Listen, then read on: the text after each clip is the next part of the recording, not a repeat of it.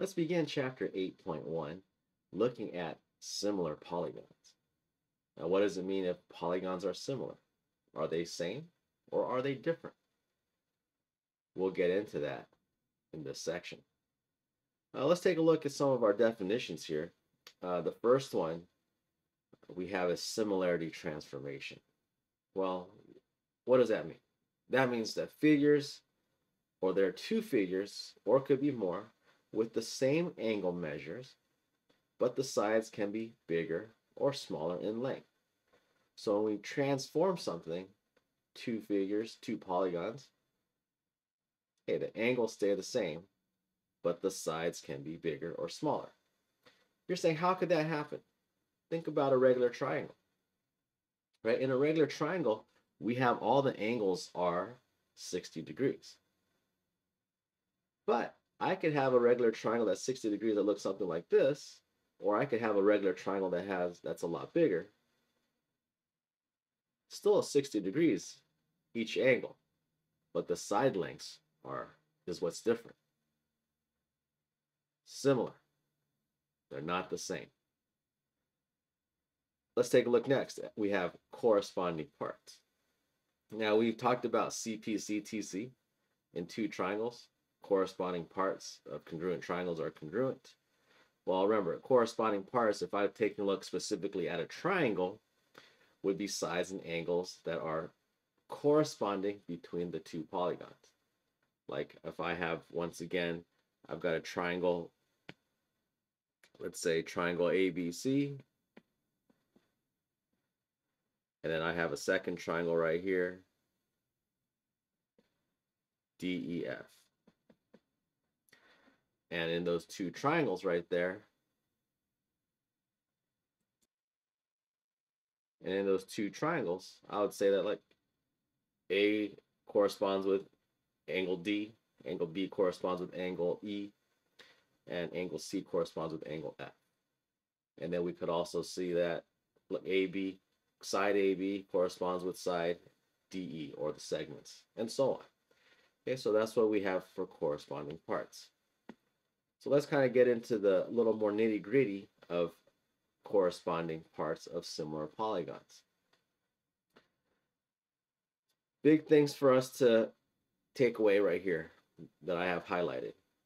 If I have two polygons that are similar, it could be a triangle, it could be a quadrilateral, you name it. What we need to know right here is, one, they have the similarity statement. Okay, so in the diagram below, triangle ABC is similar to triangle DEF. We have the similarity statement coming up next. Triangle ABC is similar to triangle DEF. And how do we write a similarity statement? We put the triangle ABC, and then we have that little squiggly line, and then that means it's similar to triangle DEF. But the key thing I have highlighted right there, similarity transformation preserves angle measures. So if I have two triangles, two whatever, squares, pentagons, if they're similar, the angle measures are the same, so that corresponding angles are congruent. The similarity transformation, remember, enlarges or it reduces the side lengths by a scale factor of k.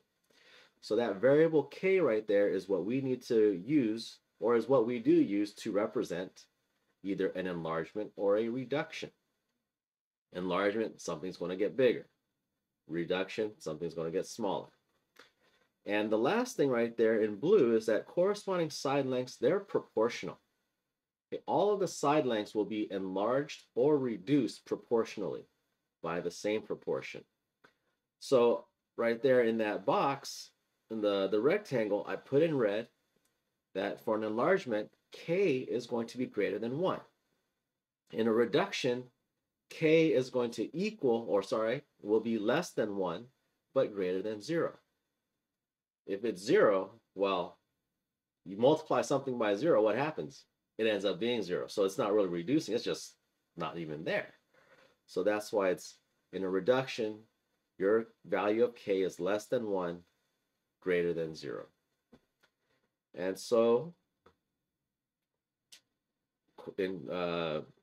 as we look further down in our diagram, all corresponding angles are congruent right there in our triangle. And then you can see the ratios of each side. DE over AB, EF over BC, FD over CA. That's all equal to K. They're all the same. So if you take each corresponding side and you divide it, you should get this. You should be able to find your scale factor.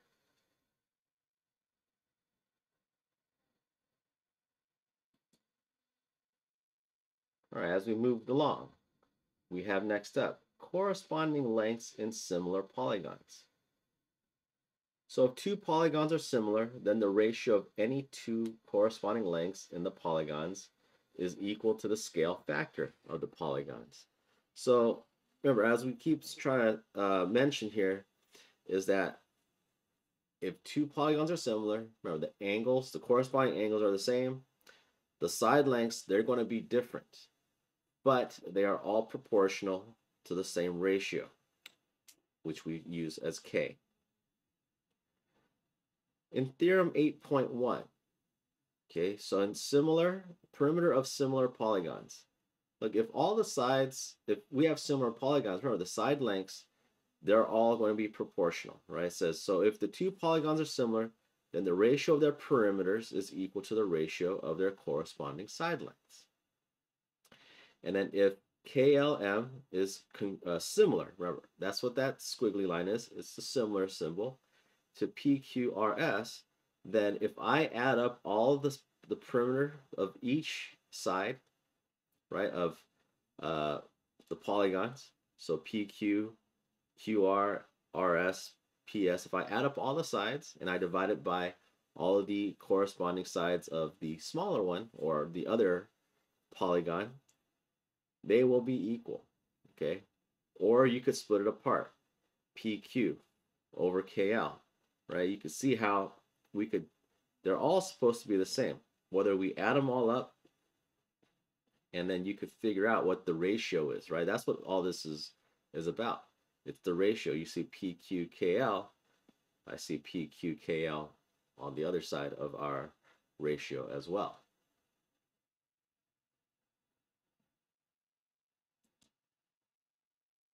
Moving along to theorem 8.2. Right here, let's take a look at the area of similar polygons. Now, remember, with area, it's a little bit different in the fact that when we take a look at the sides, you know, when we think about area, think about square footage, right? Or it could be, you know, square centimeters, whatever. But it's in square units when we talk about area. So what you're going to need to do right here is that if two polygons are similar, the ratio of their areas is equal to the squares of the ratios of their corresponding side. Okay, the big thing right here is the squares. So if I set it up like what we just did in 8.1 with the perimeter, you'll take like PQ and then you'll put it over KL because those are the corresponding sides.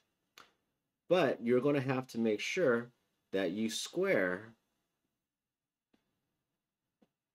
each corresponding side right there, and then we have the area of similar polygons. All right, so there is the next part right there, area of similar polygons, where we will square each side. So now let's go ahead, let's put this all together. All right, so in number 1 it says the polygons are similar and we want to find the value of x. So what we can do right here is once again, let's take a look. Hopefully we realize that because this is a rectangle, 3 will be similar to 2, and this side 7 will be similar to that of x. So let's come up with our, we're going to come up with the ratio right here. And then, so I'm going to go ahead and put 3.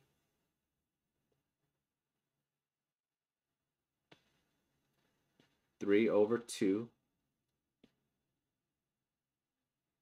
I'm going with the highlights of the yellow will be equal to 7 over x. Now, be careful with how you write your proportion. Look how I put 3 over 2, and so it's like one polygon to the other, and then when I set it equal to 7, that was the top polygon over x, which is the bottom polygon. You don't want to mix and match and try to do all sorts of funny things. Keep it in order. It's good practice. And then what we need to do now is just go ahead and cross multiply. So cross multiply at 3x, and then 2 times 7 is 14. And right here the value of x is 14 over 3. All right, so there we have number 1. Let's take a look next at number 2. Right here, you've got to be careful. When you take a look at the sides, you're like, well, how do I know which sides are supposed to be similar to each other? Well, look at the angles. That's going to be the big giveaway. Which angles, that's angles are congruent. So I'm going to go ahead right now, highlight these congruent angles right here. And then look where these numbers fall in between are the sides, right? The 20 is between like the yellow and the I don't know, magenta or whatever you want to call it. So we can go ahead right there. I've got 20, right? We've got 20, and then side 8 is what it would be similar with. What I'm trying to find is x. So let's see what we could find. We have x is between yellow and purple, or violets. I don't know whatever we have right there. And then we're going to have to set that equal or put that over 25 because that's between the same two angles, violet or purple and yellow. So now we're going to go ahead, come up with our proportion. I'll put 25 over x, and that's equal to 20 over 8. We can go ahead and cross multiply.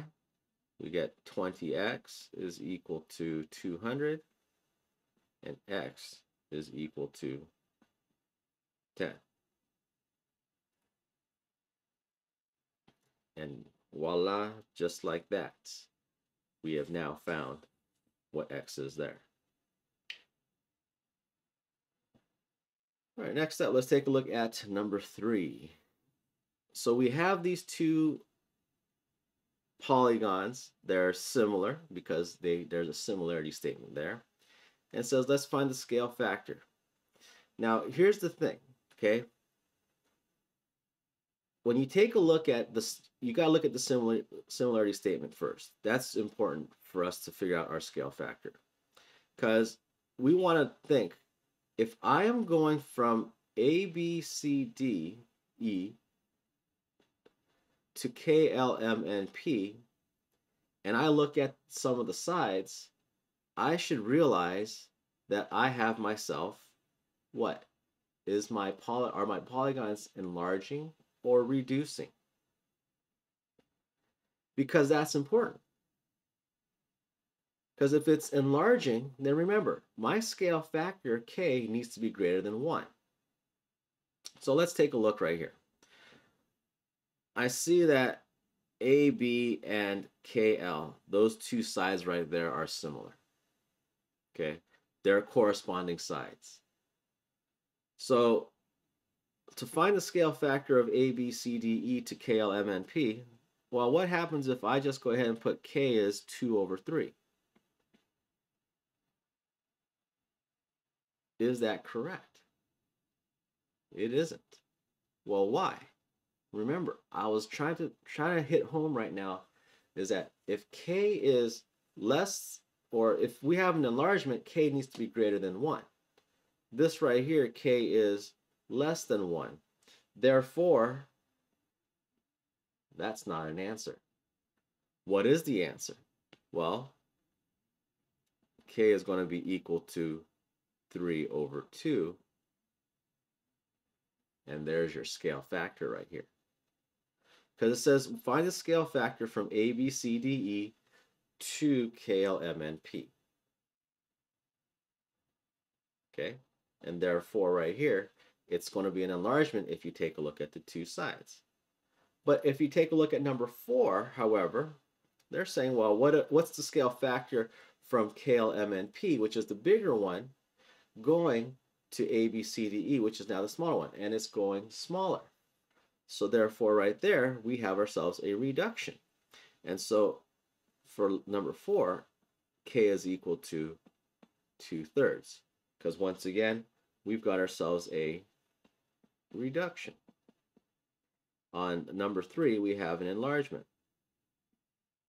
And so those are things you have to consider as you work on these problems, and hopefully you're like, oh yeah, you got to put a little bit of common sense into the problem to find the correct answer. So let's go now to number 5. We got to find some values here. All right, one of them is x. Okay, so how do we do this? Well, what we're going to use is the scale factor that we have. Okay, we have the scale factor, or at least one pair of common sides. So in order for me to find x right there, let's find what two sides are similar. All right, so x, which is LM, that's going to be similar to side BC, their corresponding sides. So what I'm going to do now is take the scale factor, or take one of my corresponding sides, and we could use 3/2. Okay, we already know 3/2. How are we getting those numbers? Those two sides that I'm having circled right now. And then, so I went from the figure to the right over the figure to the left. That's where I got 3/2. So let's make sure that when we solve for m, we're going to set it up the same way. Figure on the left is x, figure on the right is 1 with the corresponding side. So when I go ahead now, solve for x, I've got 2x is equal to 3, x is equal to 3/2. And bada boom, bada bing, you now solve for x. All right, let's go ahead next up. Let's solve for y. Okay. So let's go ahead and we'll repeat pretty much the same thing right here, except y, which is KP, segment KP, that's going to be similar to segment AE. So I can go ahead and start by using same thing, 3/2. And then we have that equal to y over 3 rad 2. And the only hard thing here is, hey, I've got a radical, but solving this out should be no different than anything else. We'll cross multiply. So I have 2y is equal to, and then 3 times 3 rad 2, that is 9 rad 2. Remember, you multiply the numbers in front, you don't multiply the radicals. Okay? So now we have that, and we divide both sides by 2, and then y is equal to 9 rad 2/2. All right, so now we have solved for y. The last thing here says, let's figure out what z is. Well, I look at angle A, that's similar to angle K, or actually, they're not similar. They're the same, because the angles are the same in these similar figures. So z right here is equal to 45 degrees. And there you go. All right, so we've now have found some of these key sides here. Next up, with number 6, it says find the perimeter of each polygon. Okay, well, we could do that. Perimeter of A, B, C, D, E.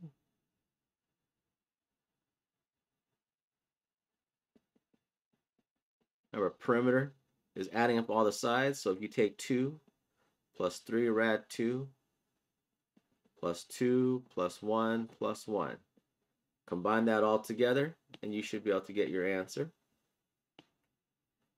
And all of that right there, 2 plus 2 is 4, plus another 2 is 6, and then we have 6 plus 3 rad 2. All right, that's all you can do right there. We have it in its most simplified form.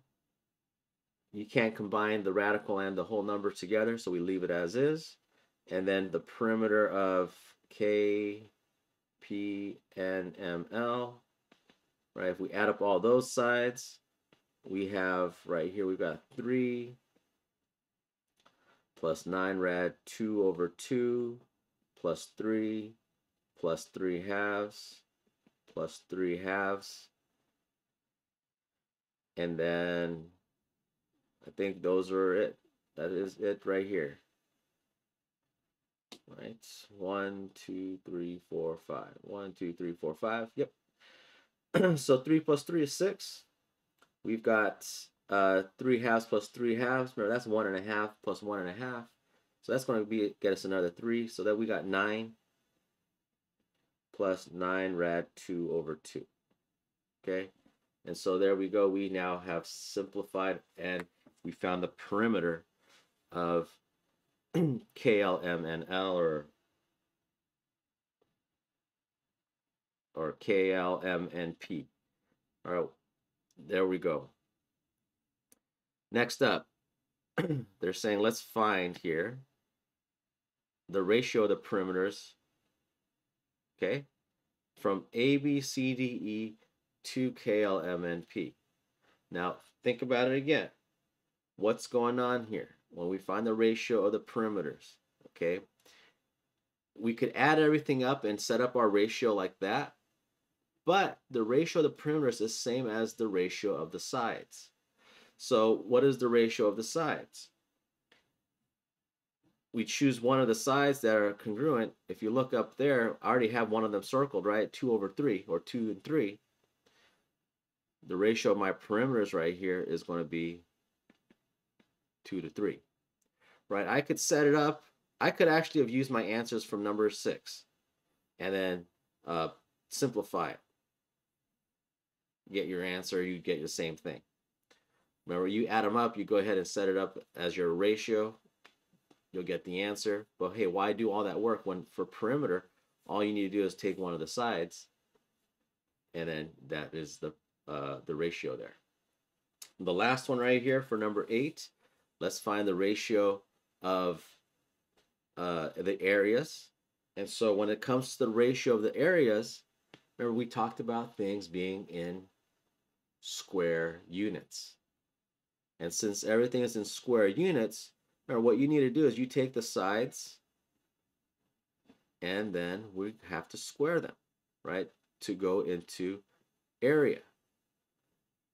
So quite simply, 2 squared is 4, 3 squared is 9, and this is the ratio of the areas.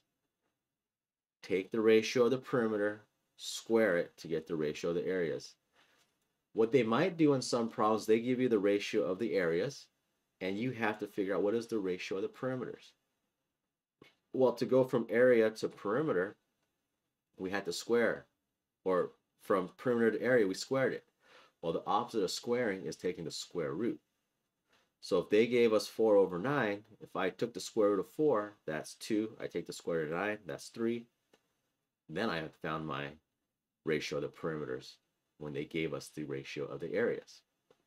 All right, so there we go right here. We kicked off chapter 8 with similar polygons. Remember, they're similar. They're not the same. All right, so there you go. If you need any help, shoot me an email or send me a message, Google Chat, and get to that homework.